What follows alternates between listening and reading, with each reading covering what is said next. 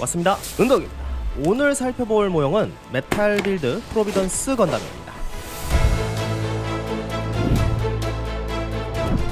이 제품은 반다이 한정판으로 출시되었고 반다이몰 가격은 무려 60만원으로 엄청난 가격으로 출시되었는데요. 은박으로 된 문자와 실제 제품이 여러가지 포징으로 그려져 있고 시그니처 문구로 일어서는 심판의 절대자 라고 적혀 있었습니다. 구성품은 깔끔하게 포장이 되어 블리스터 3장과 본체가 들어있는 스티로폼 박스 하나, 그리고 한 장으로 된 설명서가 있습니다. 제품을 나열해보면 이런 모습으로 파츠가 많아 보이긴 했지만 정말 깔끔했습니다.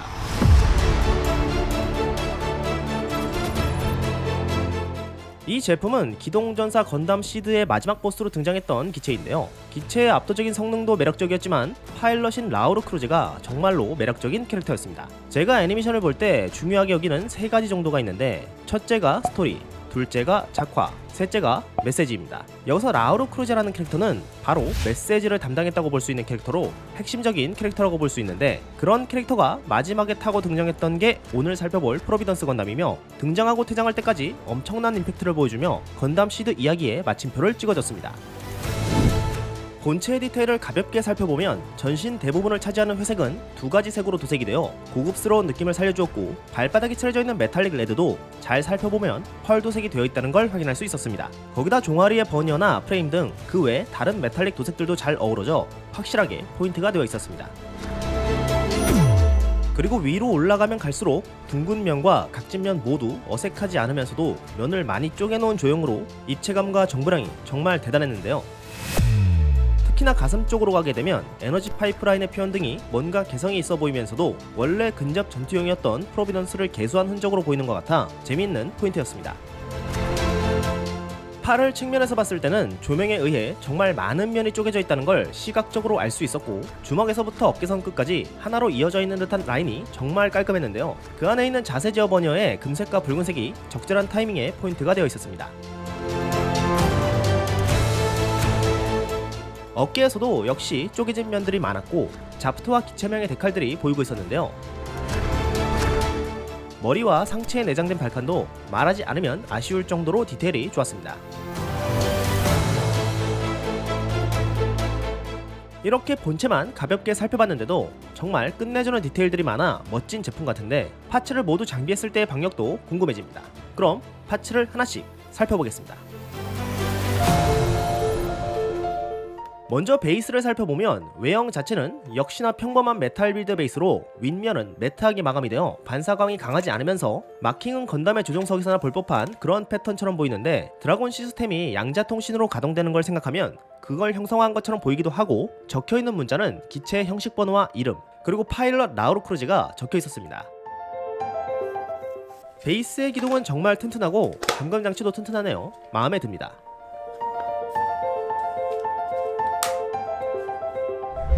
그리고 베이스와 본체를 연결해주는 조인트가 있는데, 등에 결합하는 조인트와 고관절 사이에 결합하는 조인트가 각 하나씩 총 2종류가 있습니다. 베이스와 조인트의 결합 부위는 원형이 아니라 각이진 형태로 결합하는 방향에 따라 각도가 달라지는 구조인데, 호불호가 갈릴 수는 있겠지만 저는 나쁘지 않은 구조로 보였습니다.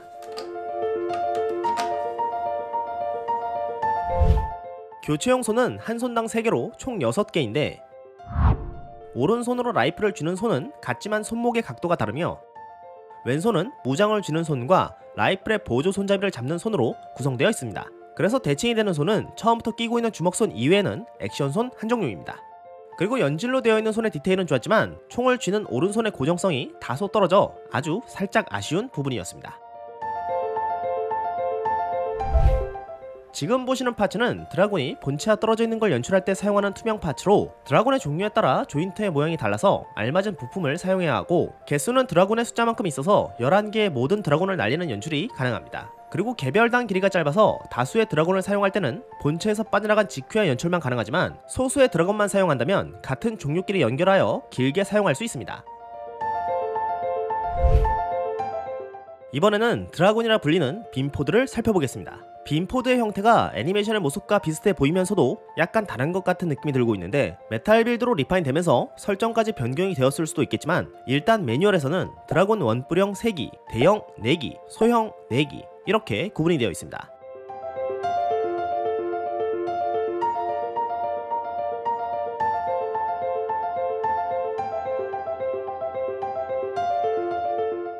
먼저 대형 빔포드와 소형 빔포드를 살펴보면 거의 같은 디자인으로 되어 있고, 대형 빔포드의 크기가 큰 만큼 정보량이 좀 더 많이 담겨있는 듯한 느낌인데요. 얇고 기다란 판 한쪽 끝에 빔포와 추진장치가 몰려있는 형태로 되어 있어서 오마주를 한 만큼 핀판넬의 느낌이 어느정도 느껴지고 있습니다.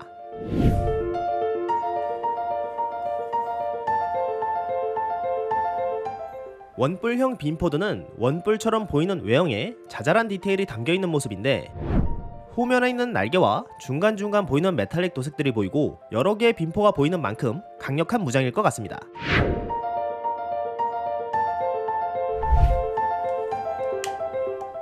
왼팔에 장비하는 복합 병장 방손 시스템, 이름이 정말 긴데요. 왼팔을 쏙 집어넣고 사용하는 이 장비는 설정상으로는 대빔 실드의 기능이 있기 때문에 크기가 실드라고 부를 만할 정도로 크고, 이문에 빔포가 달려있는 것도 확인할 수 있습니다. 그리고 전개 기믹이 있어서 전개해주면 이런 모습인데, 이 모습은 대형 빔샤벨을 사용할 때 필요한 방열 기능을 위한 전개 기믹으로 보여집니다. 대형 빔샤벨 이펙트입니다. 굉장히 큰 크기로 약 20cm가 넘는 모습이며, 강력한 출력을 묘사하듯이 빔이 요란하게 뿜어져 나오는 느낌으로 조형이 되어 있고, 시작 지점에는 펄 도색이 되어 있어서 빔 끝으로 갈수록 점점 투명하게 되어 있습니다. 유키디움 빔 라이플, 크기는 크지만 이름처럼 대형 빔 라이플이며 전체적으로 검은색으로 되어 있으면서도 패널 라인이나 형태들이 굉장히 입체적으로 조형이 되어 있어서 엄청난 정보량을 가지고 있습니다. 그리고 가동 기믹도 여럿 존재하여 두 개의 손잡이 모두 앞뒤로 움직인다거나 총의 앞쪽과 뒤쪽이 열리면서 내부의 디테일이 드러나는데, 이 역시 고출력으로 빔을 사용할 때 필요한 전개 기믹인 것 같습니다. 백팩입니다. 거북이 등껍질처럼 생겼음에도 정말 멋진 모습인데, 다수의 패널 라인과 다른 톤으로 도색이 되어 있는 면들이 모여 있다 보니 정말 많은 정보량을 느낄 수 있고, 역시나 메탈릭 도색과 버니어의 붉은 도색 등으로 포인트가 되어 있습니다. 그리고 여기에서도 전개 기믹이 존재하는데요. 좌우로 당겨 연 다음 위아래도 당겨서 열리는데, 연동 기믹이라 한쪽을 당기면 반대쪽도 반응하는 구조로 되어 있습니다. 전개가 되면 마치 무슨 얼굴이 드러나는 것처럼 여러 색상으로 내부가 꾸며져 있는데 정말 어마어마한 디테일인 것 같습니다. 그리고 버니어 중에 하나가 움직이는 모습을 보여주었고, 그 사이에 조인트처럼 보이는 홈이 있는데 이게 뭔지는 잘 모르겠습니다. 백팩에 드라곤을 장비해보겠습니다. 원뿔형 드라곤 3기와 대형 드라곤 2기, 총 5개의 드라곤이 백팩에 장착이 되며, 작중에서는 존재하지 않던 포문의 방향을 전방으로 돌려주는 기믹이 존재하여 메탈 빌드만의 매력을 한층 더 뽐내고 있습니다.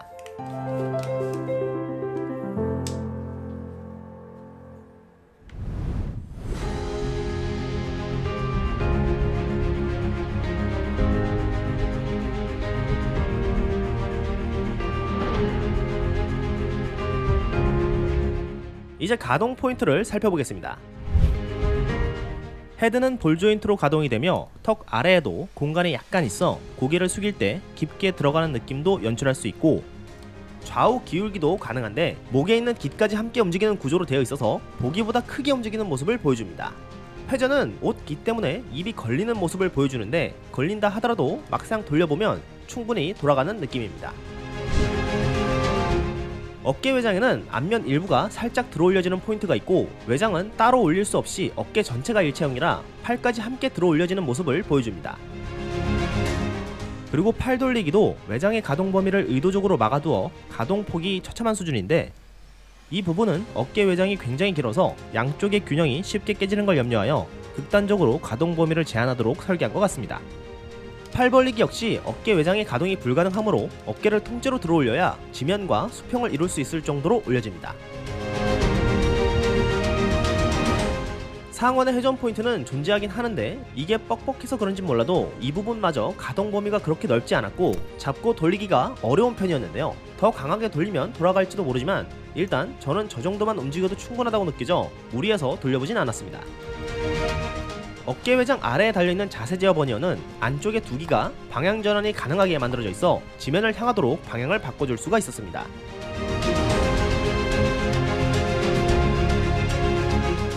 팔꿈치는 이중관절이고 외장에서도 크게 걸리는 부분이 없어서 가동 범위 끝까지 접는 게 가능했습니다. 그런데 이 제품은 특이하게도 팔뚝 부근의 설계가 굉장히 복잡하면서도 신기한 느낌이었는데, 팔꿈치 아래쪽에 회전 포인트가 하나 있고 그 아래에 각도 조절 포인트가 하나 있습니다. 그리고 손목의 관절이 볼 조인트가 아니라 축관절로 되어 있어 이게 뭐지 싶었는데, 이렇게 만들어진 이유가 아무래도 양손에 대형 무장을 장비하다 보니 평범한 볼 조인트로는 버틸 수 없다고 판단했던 것 같고, 그로 인해 저렇게 팔의 관절이 제한적이고 복잡하게 만들어졌던 것 같습니다. 몸통의 관절은 허리를 앞으로 숙이거나 뒤로 젖히는 게 크게 되는 모습을 보여줬고, 허리는 아무런 제한 없이 한 바퀴 돌리는 것도 가능했으며, 좌우 기울기도 만족스러운 범위로 가동되었습니다.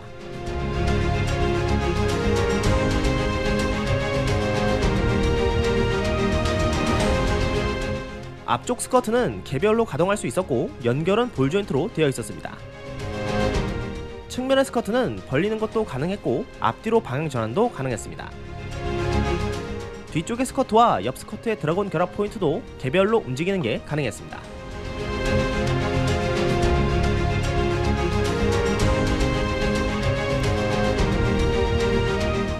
허벅지에는 회전 포인트가 있었고, 다리 벌리기는 측면 스커트를 돌려서 걸리지 않게 만든다면 무리 없이 벌어졌습니다.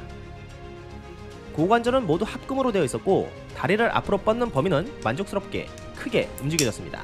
그런데 너무 크게 움직이면 앞 스커트가 빠졌습니다.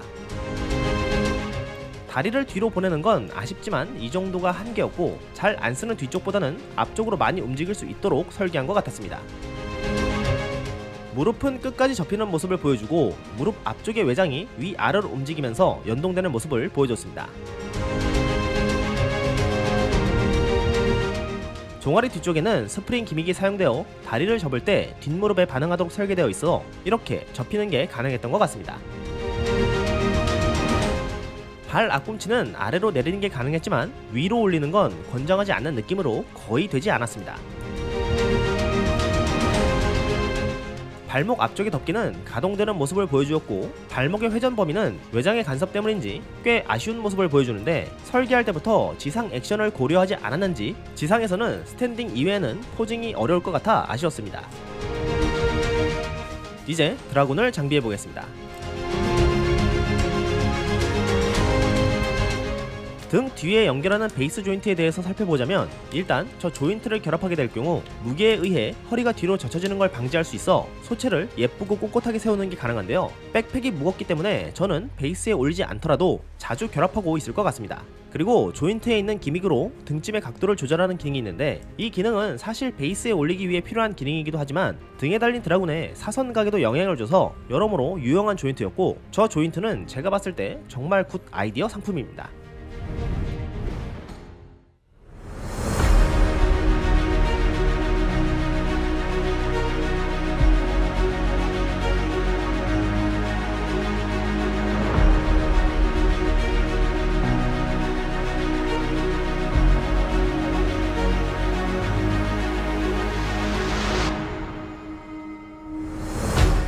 정말 멋있습니다. 제가 지금 감기에 걸린 상태라 녹음이 어려운데도 불구하고 이렇게 영상을 만들게 할 정도로 너무 멋있는데요, 컬러링의 선택이나 아름다운 프로포션, 그리고 이 압도적인 볼륨감까지 뭐 하나 빠지는 게 없는 정말 역대급 메탈 빌드 같은데요, 가격이 60만원이라는 어마무시한 가격이긴 하지만 제가 느끼기에는 그에 상응하는 퀄리티가 아닌가 싶습니다. 어느 방향에서 봐도 굴욕이 없네요. 정말 어메이징합니다.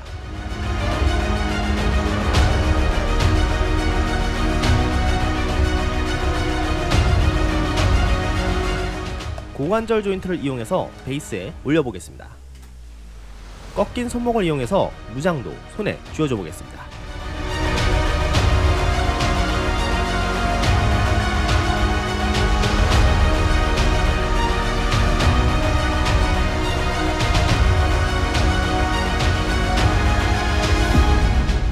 개에 걸쳐 사용하는 유키디온 빔 라이플의 박력 정말 너무 멋집니다. 다른 포징도 한번 해보겠습니다.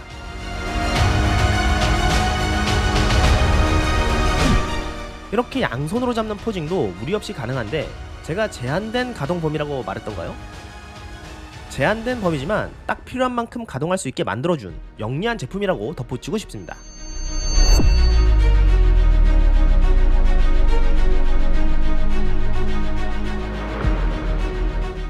복합 병장 방손 시스템도 장비해보겠습니다.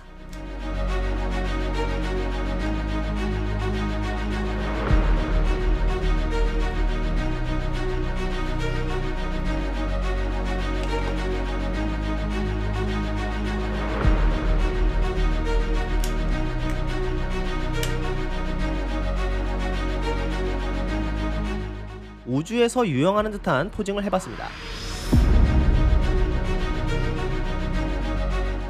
베이스가 튼튼해서 좋네요.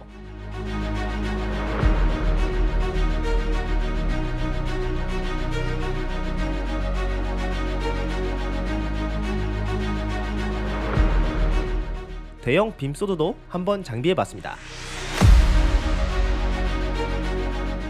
정말 박력이 엄청납니다. 팔의 관절이 무기를 버틸 수 있게 만들어져서 그런가 지금까지는 정말 짱짱합니다.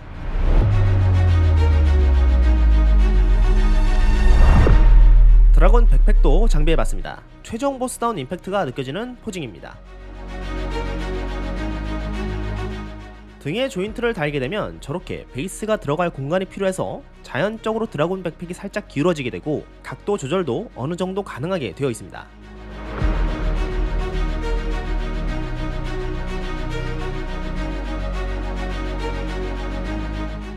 그리고 드라곤의 포구를 전방으로 향하게 바꿔주는 기믹은 앞쪽으로만 접힙니다. 등의 각도 조절 기믹과 조합해주면 포구의 방향을 어느 정도 컨트롤이 가능하게 해줍니다.